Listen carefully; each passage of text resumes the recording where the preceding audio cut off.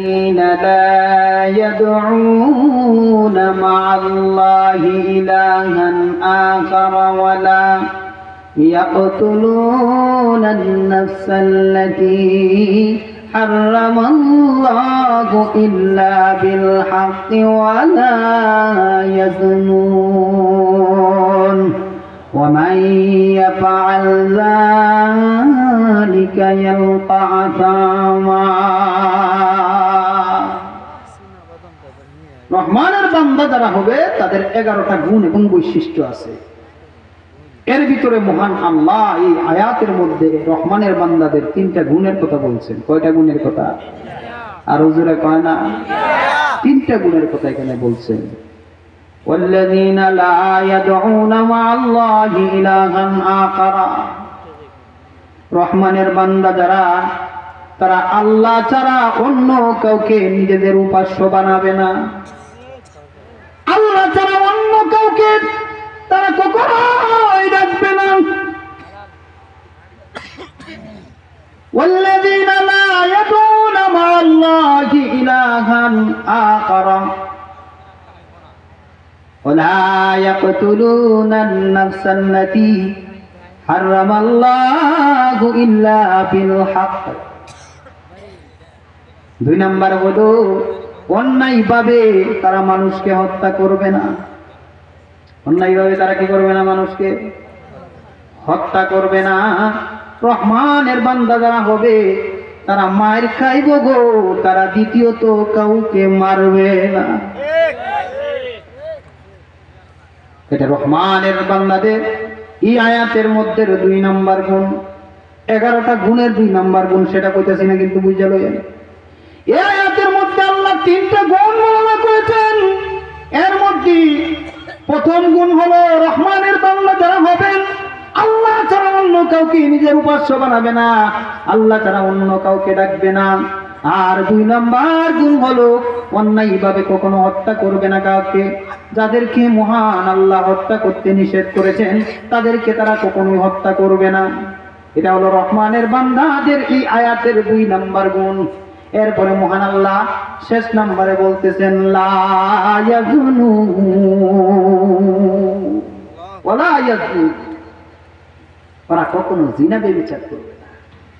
আর আমি এই আয়াতের সার সংক্ষেপ সব কিছু ভালো করে জার্সি দেবে যাইরা কুয়ায়া পায়া এটার মধ্যে যে আছেন না দানা টানা ওই যে আলগা কিতা কিতা পরে না কুয়ায়া সোয়া ফালায়া ফ্রেশ করে দেখছি যে আল্লাহ রসুল নিজের জীবনে যে যুদ্ধ জিহাদ করেছেন শুধুমাত্র 3টা কথা বাস্তবায়ন করার জন্যই করছেন। সুবহানাল্লাহ কইতেন না? কয় না? আল্লাহ রসুল যে সময় দুনিয়া আসছিলেন এ সময় 3টা জিনিসই বেশি, এই 3টা স্বভাব মানুষের ভিতরে বেশি ছিল। 1 নম্বর হলো আল্লাহ ছাড়া অন্য কাউকে তারা নিজেদের উপাস্য বানাইছে। 2 নম্বর অন্যায়ভাবে একটা লোক আরেকটা হুদাহুদি মুরগা নিয়ে মারলে গেছে গা, আগুন ধরে নিলে মারলে গেছে গা, কালের থেকে পানি আনা লইয়া ওই পুকুরের থেকে পানি আনা লইয়া ওই কূপের থেকে পানি আনা লইয়া ইটা লইয়া কিনাকিনি করে আপনার 400 বছর 500 বছর গেছে না। কথা কয় না, মানুষে মারছে। আর 3 নম্বরটা হলো তারা জিনা ব্যভিচারে সবসময় লিপ্ত থাকতো। পুরুষে জিনা, নারীয়ে জিনা। এই স্বভাব আর চরিত্র আরবের মানুষের ভিতরে ভরপুর ছিল। এই 3টা স্বভাব রাসূল এই 3টা স্বভাব থেকে মানুষকে বাঁচানোর জন্য রাসূল নিজের জীবনটাকে সবসময় বাজি ধরে রাখছে। সুবহানাল্লাহ। লাস্টে যে কথাটা আল্লাহ এখানে বললেন ওয়ালা ইয়াজনুন, ব্যভিচারের মধ্যে সুদ আছে, ঘুষ আছে, জিনা আছে, কাচ্চুরামি আছে, বাতেন্দাগিরি আছে, কথা কয় না, গাঞ্জা কুট্টি আছে, মদ কুট্টি আছে, সালান কুট্টি আছে, দালাল ডি আছে, হালাল ডি আছে, আলাল ডি আছে। কথা কয় না? কথা বুঝেননি? বাবারা কথা বুঝেন? সব এর ভিতরে আছে। ব্যভিচার মানে কি? নিজের স্বজ্ঞান থাকতে অন্যায়ভাবে একবার ক্ষেতের আইন কাটিয়া গুরুর লিঙ্গর বানাই দেওয়া, এটা ব্যভিচার। পাল্লার মাঝে কম দেওয়া, এটা ব্যভিচার। মসজিদে গিয়ে ইমামের পিছনে আঙ্গুলটা গুতানি, এটা ব্যভিচার। বেবিচার না সুবিচার?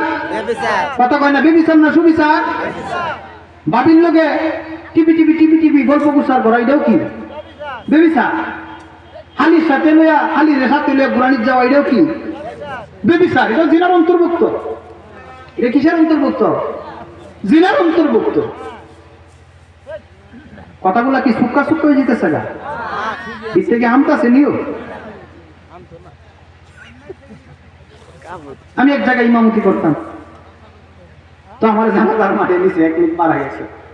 তা আমি গেছি, গিয়ে আমি কইলাম দেওয়া লোকটা সুজা হয়েছে নি, বালা করে দেওয়া সুজা হয়েছে। কেউ মরার পরে সুজা হয় না, টেঙ্গি কি কাট করে রাখে না ভাঙ্গে রাখে, আত্মটি ভাঙ্গে রাখে, সুজা হয়ে যাবে না একবারে ওই নিও। আমি কইলাম বাবার আসা ছাড়া দিয়ে তো লোকটা সুজা হয়েছে নি, কহ সুজা হয়েছে। আমি কই তোমরাও সুজা হয়েছে বাঁকা, তোমরা যে পরিমাণে সুদ ঘুষ খাও, গাঞ্জা মদ টানো, হ্যাঁ, এরপরে দা ওই মানুষের সাথে দুর্নীতি করো, অন্যায়ভাবে আলেমদেরকে কষ্ট দাও, হ্যাঁ, তোমরাও একদিন এভাবে সুজা হইবা। তো মরার আগে সুজা হয়ে যাবে বাকি যা কথা কয় না, আরো দূরে কয় না।